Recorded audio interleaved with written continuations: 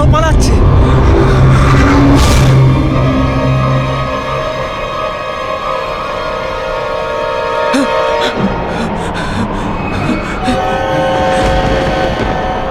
হে রাম, মনে হচ্ছে ঘূর্ণিঝড় আসছে।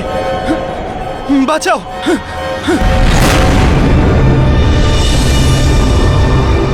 মা, আমি চুরি করিনি। মা, আমার খিদে পেয়েছে, কিছু খেতে দাও না। মা, পেটে ছুঁচো নাচছে, খেতে দাও না।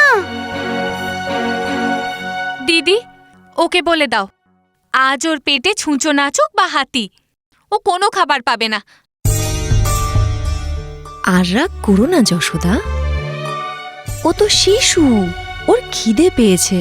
আর রাগ করো না যশোদা। ওর জন্য গোকুলের সবাই আমাকে কথা শোনাচ্ছে দিদি। চুরি করে খেয়েই ওর পেট ভরে গেছে হয়তো। না মা, আমি চুরি করিনি। দিদি, আমি যমুনা যাচ্ছি জল ভরতে, ফিরে এসে সবার জন্য রান্না করব। শুধু তাদের জন্য খাবার তৈরি হবে না যারা চুরি করে নিজের পেট ভরে।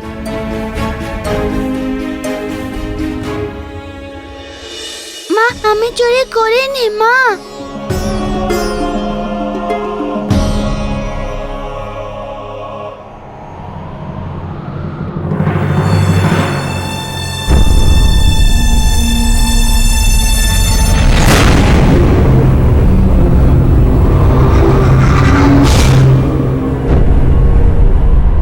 কে তুমি? ঘুমোতেও দিচ্ছ না।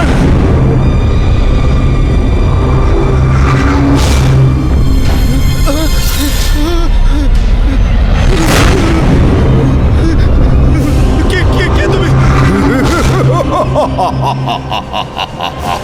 এখন তুমি কোনো প্রশ্ন করবে না বালক, আমি করব। নন্দের বাড়ি কোথায়? উত্তর দাও, নন্দের বাড়ি কোথায়?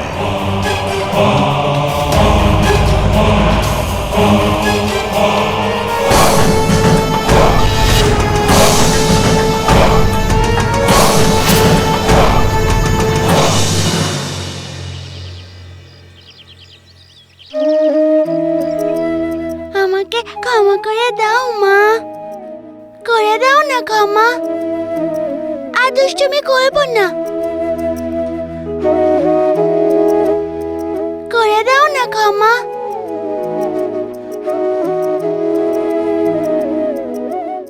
ক্ষমা করে দাও না মা।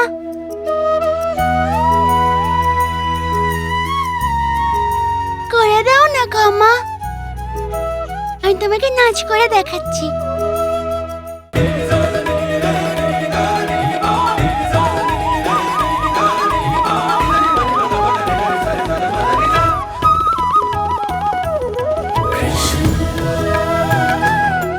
মা তো আমার নাচ দেখছে না, দেখো না মা।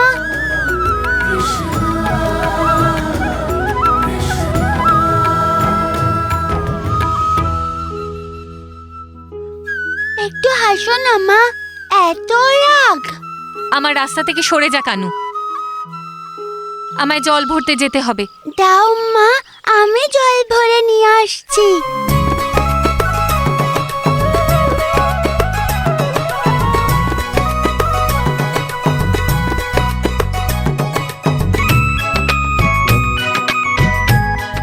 তুমি এত বদলে কেন গেলে? আগে তো তুমি কখনো আমার উপর এত রেগে যাওনি। সবাই সত্যি বলে আমি তোমার কানু নই। তুমি শুধু দাদারই মা, আমার নয়। আমি চলে যাবো এখান থেকে, আর কখনো তোমার কাছে ফিরবো না।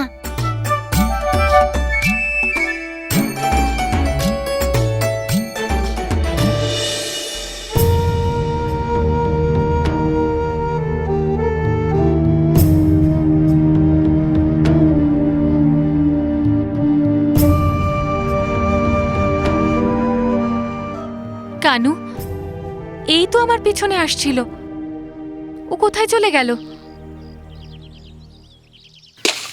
কানু, কানু, তুই তুই ঠিক আছিস তো? এটা ভাঙলো কি করে? কানু, তোর কোথাও আঘাত লাগেনি তো? দেখি তো। মা কথা বলেছে, মা কথা বলেছে, মা কথা বলেছে, মা কথা বলেছে। আচ্ছা, তো তুই ছল করছিলিস? যখন দেখি তখনই আমার উপহাস করিস। আমি তো তোর মা, আমাকে কি খেলনা পেয়েছিস? সব সময় আমাকে কাঁদতে দেখতে ভালো লাগে তোর? না মা, আমি তো তোমার রাগ ভাঙাচ্ছিলাম। তুমি তো আমায় ক্ষমাই করছিলে না। আচ্ছা, এসব তুই ক্ষমা পাওয়ার জন্য করেছিস। এক্ষুনি তোকে ক্ষমা করছি।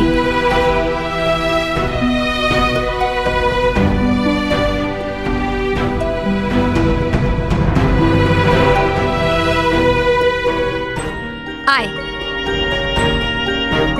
এখানে দাঁড়া দেখি। এখানেই তুই দাঁড়াবি, নড়বি না।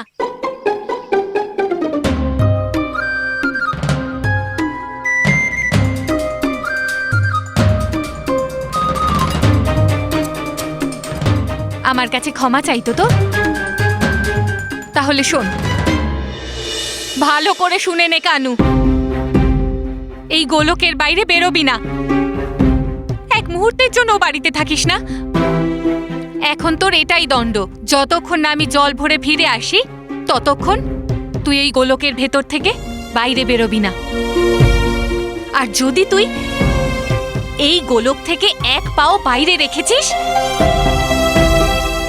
আমি তোর সাথে কখনো কথা বলবো না। মা, যাই হোক না কেন, আমি এই বৃত্তের বাইরে বেরোবো না।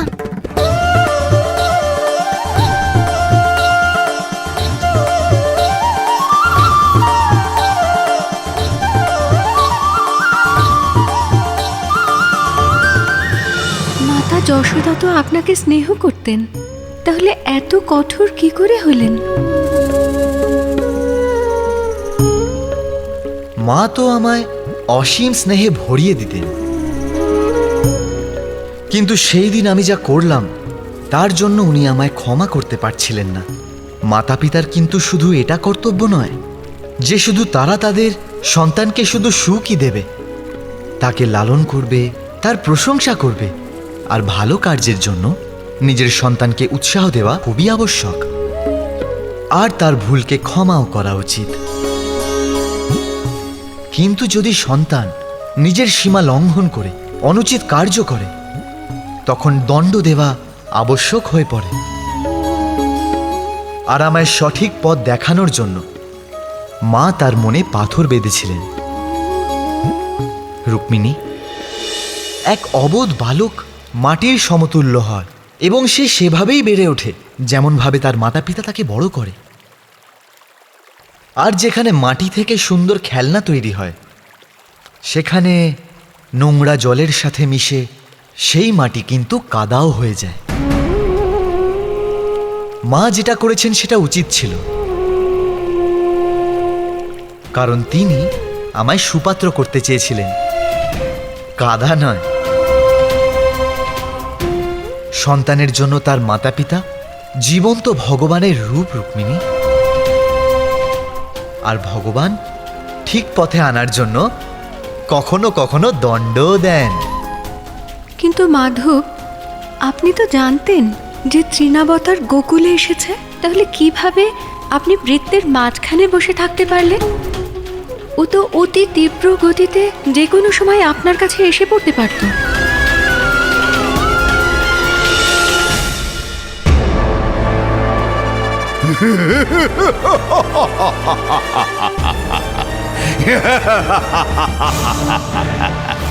কৃষ্ণ, কোথায় লুকিয়ে আছিস তুই? আমি তোকে খুঁজে বার করবই।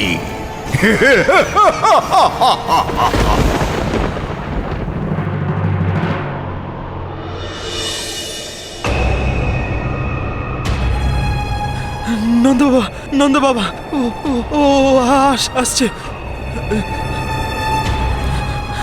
ও আসছে? কে আসছে? ঠিক করে বলো।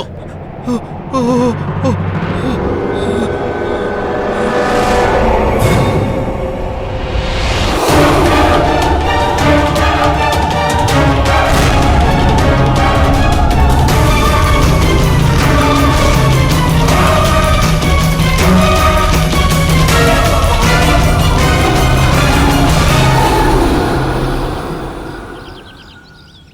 মা হয়ে আমি এমন কঠোর কি করে হলাম? আমার ছোট্ট কানুকে এত কঠোর শাস্তি দিলাম কি করে? উঠোনে দাঁড় করিয়ে দিলাম। খুব খিদে পেয়েছে হয়তো ওর। কি করছে কে জানে ও। আমার কানুর এই দুষ্টুমির জন্য এত বড় দণ্ড আমার দেওয়া উচিত হয়নি। সব দোষ ওই উমার। একটু মাখন খেয়েছে ও, তাতে উমার এত চিৎকার করার কি হয়েছিল? গোকুলের সবাই আমায় কানুর জন্য কথা শোনায়, আর আমিও কানুকেই শাস্তি দিই। কি করব আমি? আমি তো মা, ওকে দুষ্টুমি করতেও দিতে পারি না।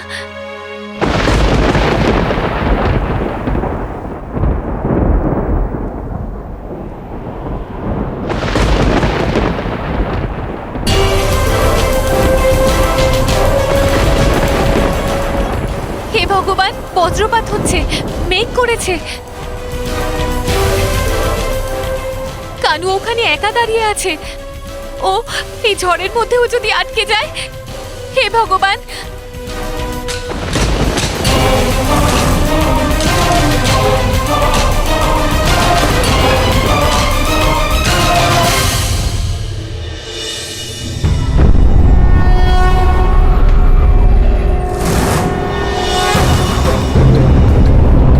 এসে গেছো তৃণবর্ত, গোকুলে স্বাগত। আমিও আসছি।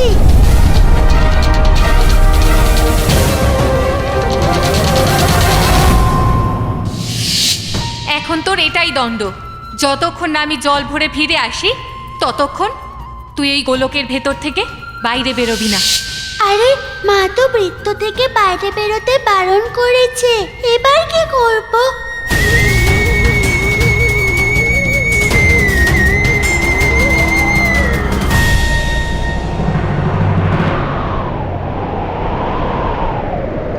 এটা কোনো সামান্য ঘূর্ণিঝড় নয়, নিশ্চিত রূপে কোনো মায়াবী দানব ওর ভেতরে আছে।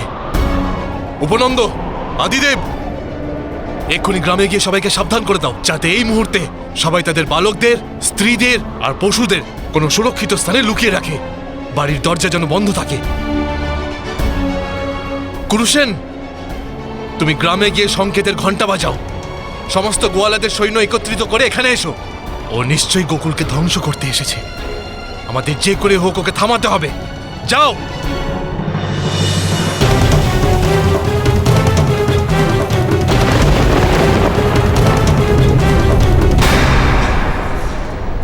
হে প্রভু, এই ভয়ানক পরিস্থিতিতে আমার গোকুলবাসীদের সাহায্য করুন, আর আমাকে শক্তি দিন যাতে আমি ওদের রক্ষা করতে পারি। শোনো শোনো, সবাই মন দিয়ে শোনো। নারী ও শিশুদের বাড়িতে লুকিয়ে রাখো, আর পশুদের সুরক্ষিত স্থানে নিয়ে যাও। শীঘ্র যাও। এটা ভয়ানক ঘূর্ণিঝড় নয়, এটা দানব।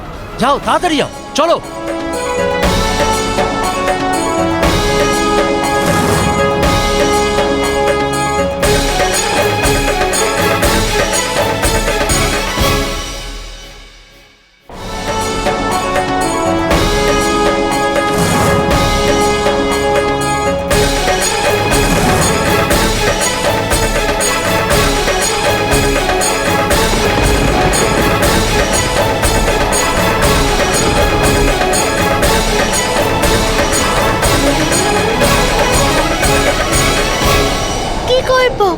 তৃণবর্ত এসে গেছে আর আমি এখানে দাঁড়িয়ে মায়ের কথা অমান্য করতে পারবো না।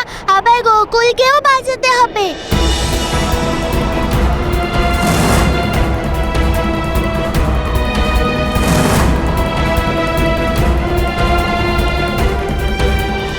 গ্রামে ঘূর্ণিঝড় আসছে, পালাও।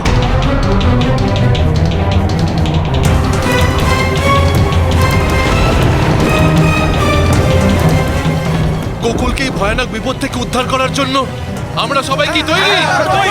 আমরা সবাই তৈরি আছি। আমরা সবাই তোমার সঙ্গে আছি। আমরা তৈরি। এসো।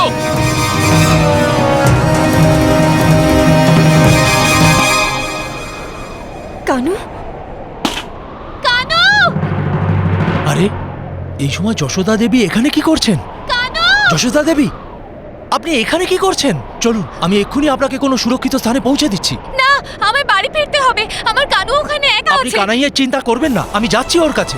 মঙ্গলা, এক্ষুনি এসো। কানু বাড়িতে? ওনাকে এখানকার কোনো নিরাপদ বাড়িতে নিয়ে যাও। না, না। যাও, আমি আসছি। যাব না। চলো নন্দরানী, কানু! নন্দরানী চলো।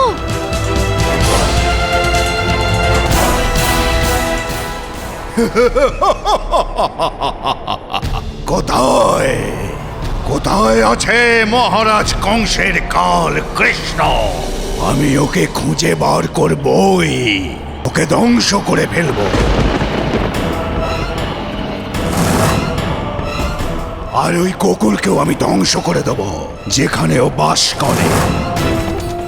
আমার হাত থেকে আজ ওর রক্ষা নেই, রক্ষা নেই। সমস্ত গোকুলবাসীকে সাবধান হতে হবে। আমাদের এই রাক্ষসকে এখানেই শেষ করতে হবে।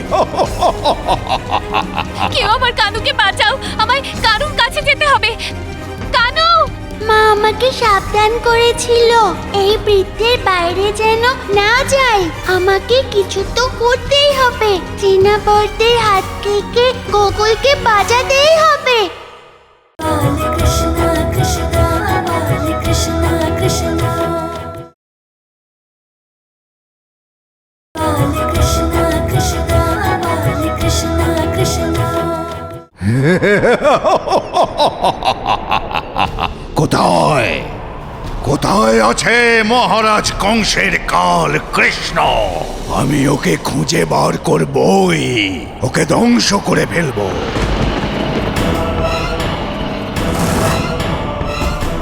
আর ওই গোকুলকেও আমি ধ্বংস করে দেব, যেখানে ও বাস করে। আমার হাত থেকে আজ ওর রক্ষা নেই, রক্ষা নেই। মা আমাকে সাবধান করেছিল এই বৃত্তের বাইরে যেন না যাই। আমাকে কিছু তো করতেই হবে। চীনাবরদের হাত থেকে গোকুলকে বাঁচাতেই হবে।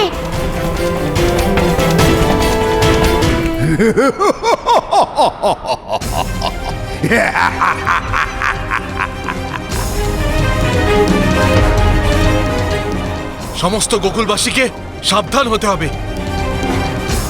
আমাদের এই রাক্ষসকে এখানেই শেষ করতে হবে।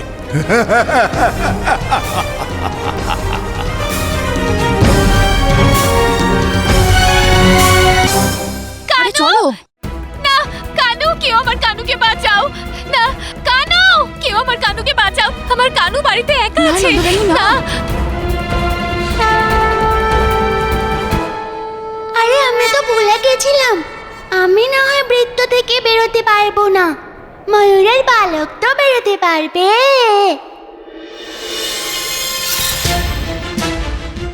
আরে ওই মায়াবী রাক্ষস, আমরা বেঁচে থাকতে গোকুলের কোনো ক্ষতি করতে পারবি না। আমরা তোকে শেষ করে দেব। ভালো, খুব ভালো। গোয়ালারাও লড়তে শিখেছে দেখছি।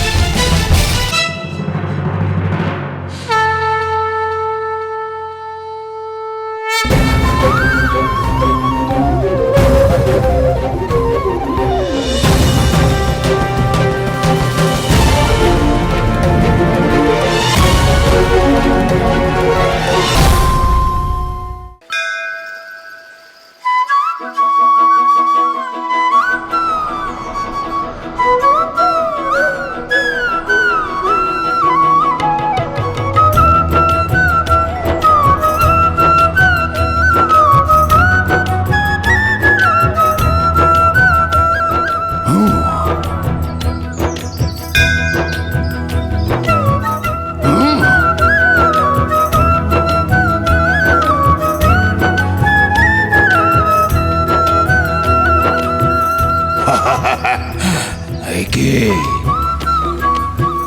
ময়ূরের পালক।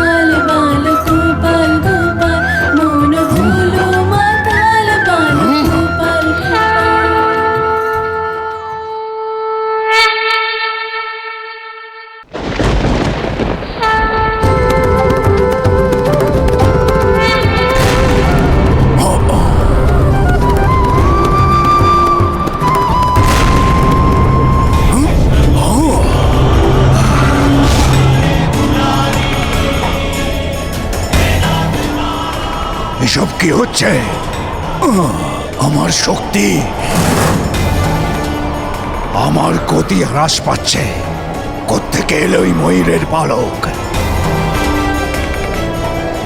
এটা কি হচ্ছে? এসব কি হচ্ছে?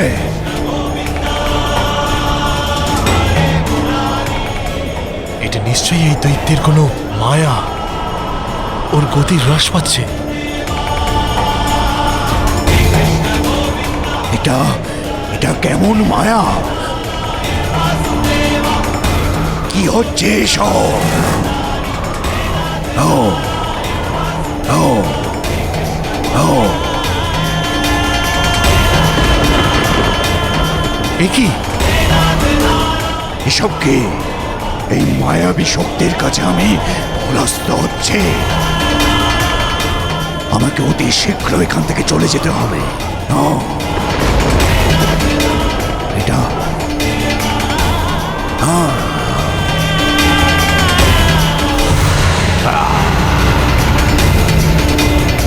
দৈত্য তো নিজেই বিলুপ্ত হয়ে গেল।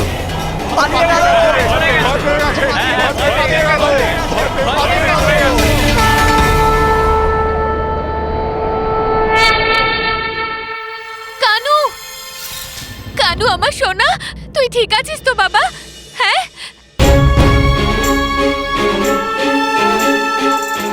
এবার কি করবে মামা? টিনাবর্ত তো ভয় পেয়ে পালিয়ে গেল।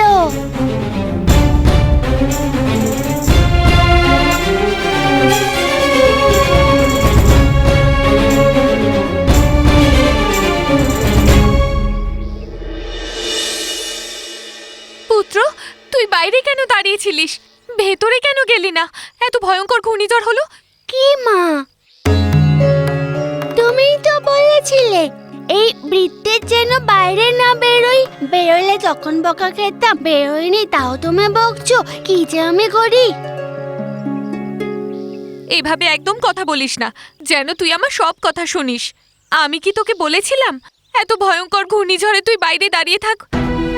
যদি তোর কিছু হয়ে যেত তো আমি তো মরেই যেতাম। কি করে হতো মা? তুমি অনেক মাখন খাইয়েছো আমায়। দেখো কত শক্তি আমার। টিনাবর্ত আমায় কিছু করতে পারবে না।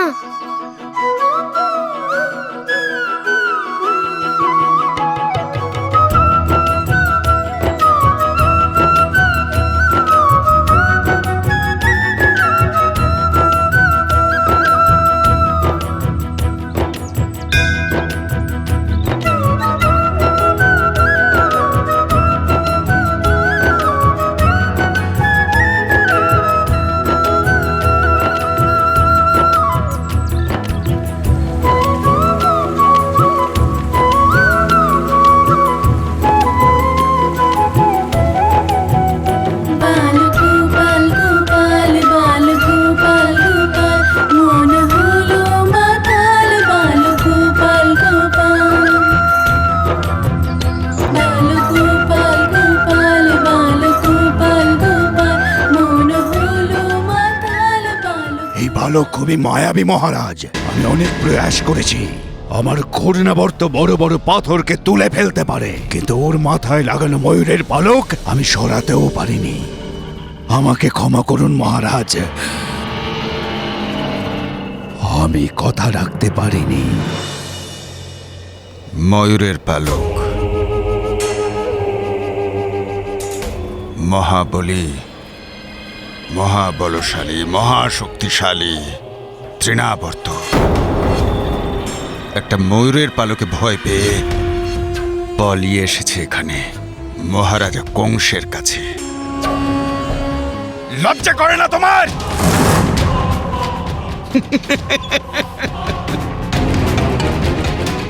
লজ্জা করে না তোমার? হ্যাঁ বলো। আমাকে ক্ষমা করে দিন মহারাজ, আমাকে ক্ষমা করে দিন। ক্ষমা?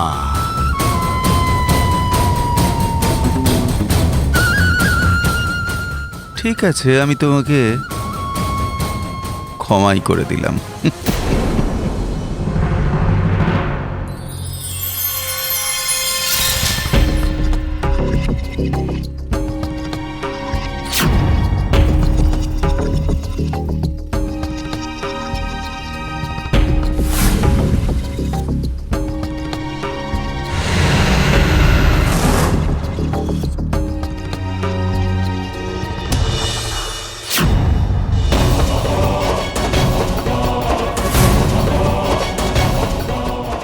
তোমার কি জানা আছে যে এটা কোন অস্ত্র? উত্তর দাও। ব্রহ্মাস্ত্র।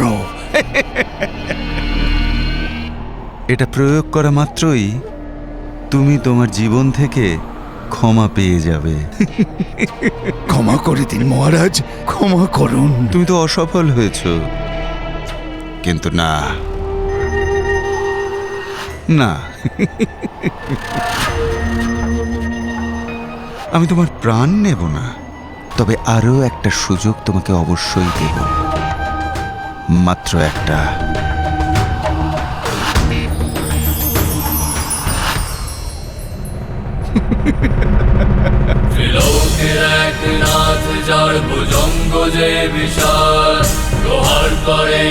তোমার কাছে দুটো মাত্র পথ আছে, হয় তুমি কৃষ্ণকে শেষ করে দাও, আর না হলে আমি এখনই এই মুহূর্তে তোমায় শেষ করে দেব।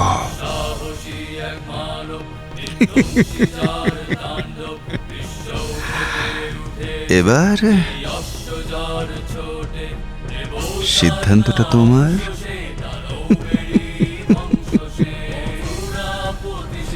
সিদ্ধান্তটা তুমি নেবে। খা পুত্র খা। সকাল থেকে কিচ্ছু খাসনি তুই। তুই আর কিছু খাবি? আমি নিয়ে আসি তোর জন্য। মা, এখন আমার পেট ভরে গেছে।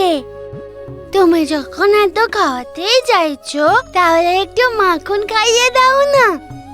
দুষ্টু, আমি তোর জন্য এক্ষুনি মাখন নিয়ে আসছি, ততক্ষণে তুই এই লাড্ডু খা। শোনা আমার।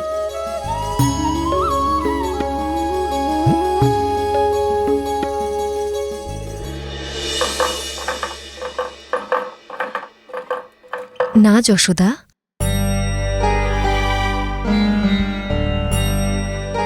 প্রথমত তুমি কানুকে এত দণ্ড দিলে, আর এখন ওকে এত অধিক ভোজন করাবে। আমি বুঝতে পারছি যে তোমার উপর কি ঝড় বইছে, কিন্তু এত ভোজন করালে কানুর স্বাস্থ্য খারাপ হতে পারে, আর ওর অভ্যেসও। সব দোষ আমার ছিল দিদি। কানু চঞ্চলতার বশে একটু দুষ্টুমি কি করলো, তার জন্য এত বড় দণ্ড দিলাম। আর আর আমার কানুও আমার মন রাখার জন্য এত বড় বিপদের সম্মুখীন হলো। কত ভয়ঙ্কর ঘূর্ণিঝড় ছিল, আরও একটুও নড়ল না, দাঁড়িয়ে রইল। গোলকের বাইরে বেরোয়নি আমার কানু। তুমি কেন এত ভয় পাও যশোদা? দেখো, কিচ্ছু হয়নি আমাদের কানুর। ওর সাথে তুমি সহজ ব্যবহার করো। ওকে দণ্ড দিয়েছিলে, তাই বলে ওকে অধিক স্নেহ দিয়ে নিজের কার্যের এত অনুশোচনা করা সঠিক হবে না যশোদা। তোমার অধিক স্নেহ ওকে বিগড়ে দিতে পারে। তুমি ঠিকই বলেছ দিদি। বেরিয়ে এসো দাদা, আর তোমাকে লুকোতে হবে না।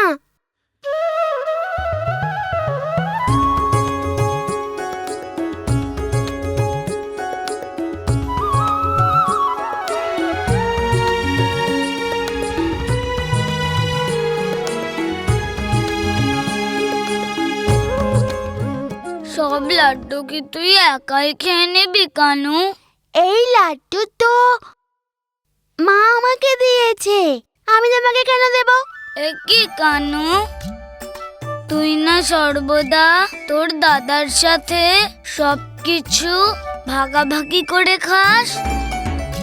তবে আজ তোর কি হলো রে? রেগে আছি তোমার উপর, তোমার সাথে কথা বলবো না।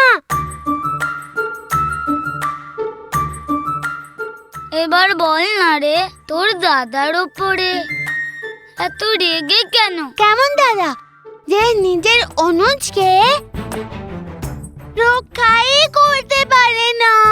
তোকে কবে রক্ষা করিনি রে আমি? ওই যে রাক্ষসটা আমার মারতে এসেছিল, তখন ও পুরো গোকুলকে নষ্ট করছিল। আমি মায়ের আঁকা বৃত্তে আটকে ছিলাম, আমি ওই বৃত্ত থেকে বেরোইনি। কিন্তু তুমি তো দাদা, আমাকে বাঁচাতে তো এলে না। আমার মনে হয় তুমি ওই রাক্ষসকে ভয় পেয়ে গিয়েছিলে। না না, আমি একদম ভয় পাইনি। তাহলে আমাকে রক্ষা করতে কেন আসোনি? এই প্রশ্ন তো আমার মনেও উদয় হয়েছে। যখন তৃণাবতার এলো তো তখন জ্যেষ্ঠ কোথায় ছিলেন? রুক্মিণী, তবে কি তুমিও বুঝতে পারলে না যে দাদা ওখানে কেন এলেন না? না তো।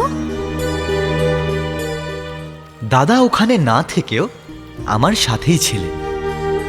উনি বিশ্বকে এই বার্তা দিতে চেয়েছিলেন যে শত্রুর সম্মুখে একাকী করে লড়তে হয়।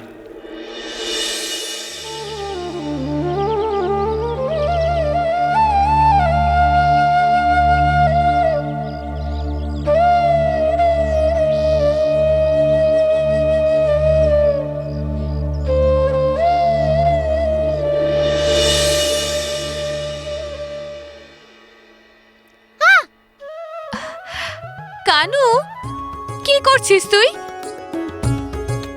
তুই তো আমায় ভয়ই পাইয়ে দিয়েছিস। তুমি যখন ভয় পাও তখন আমার খুব ভালো লাগে। দুষ্টু।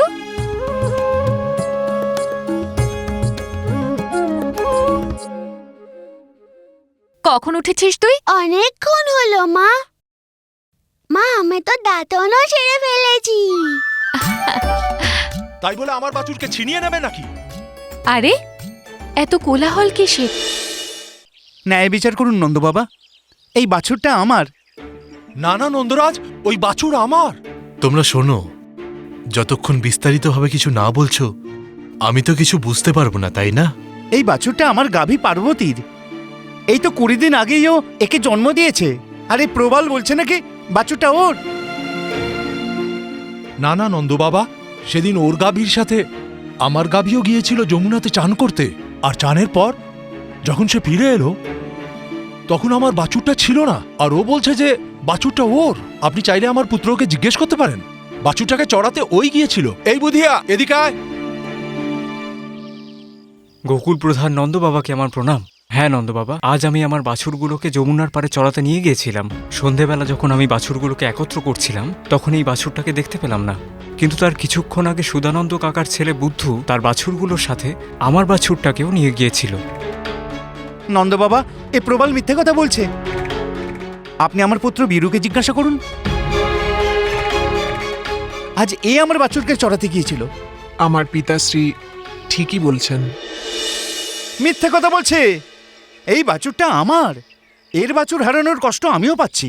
তার মানে তো এই নয় যে অন্যায়ভাবে আমার বাছুরটাকে কেড়ে নেবে। তাই বলে আমার বাছুরকে ছিনিয়ে নেবে না? শান্ত হও তোমরা, একটু শান্ত হও। এবার আমি বলি, এই সমস্যা অত সরল নয়। বাছুররা তো আমাদের ভাষা বলতে পারে না, না হলে ওদেরই জিজ্ঞেস করতাম যে এই বাছুরটা কার।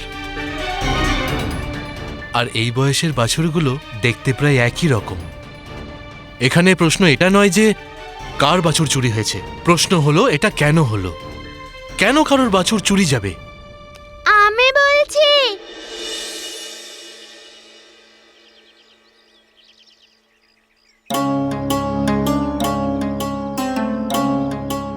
কানু, তুমি এখানে কি করছো?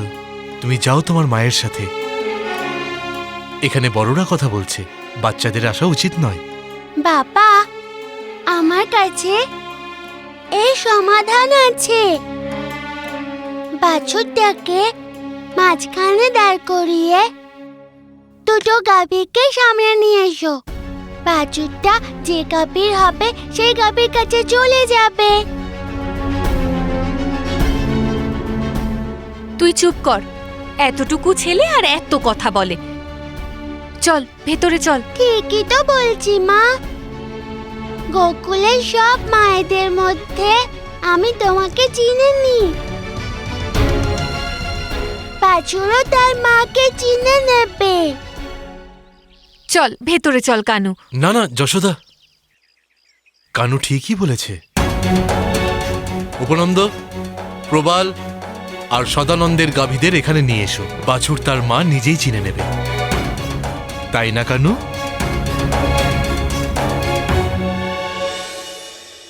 বাছুরকে খুলে দাও উপনন্দ।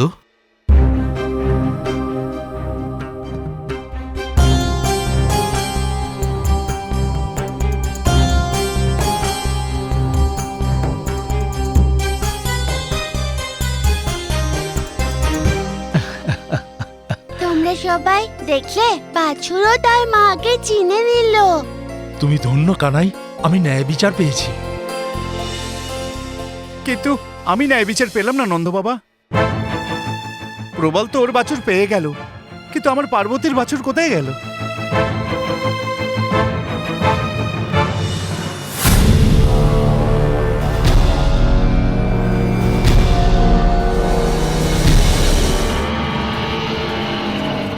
আপনি কত সহজভাবে গ্রামবাসীদের সমস্যার সমাধান করলেন মাধব। এতে সমস্যা কী বা ছিল রুক্মিণী?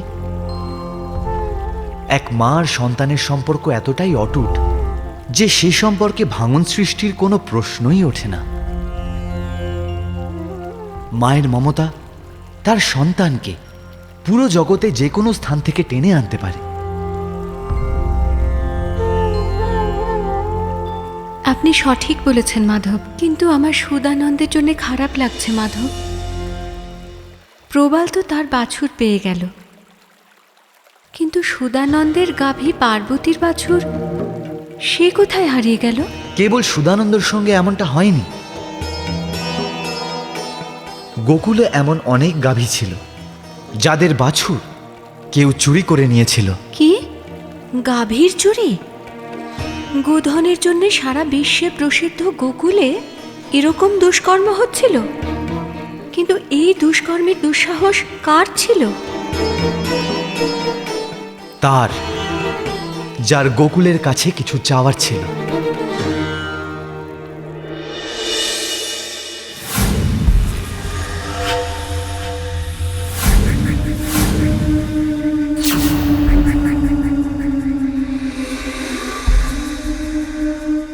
তুমি যেমনটা চেয়েছিলে তেমনই হলো।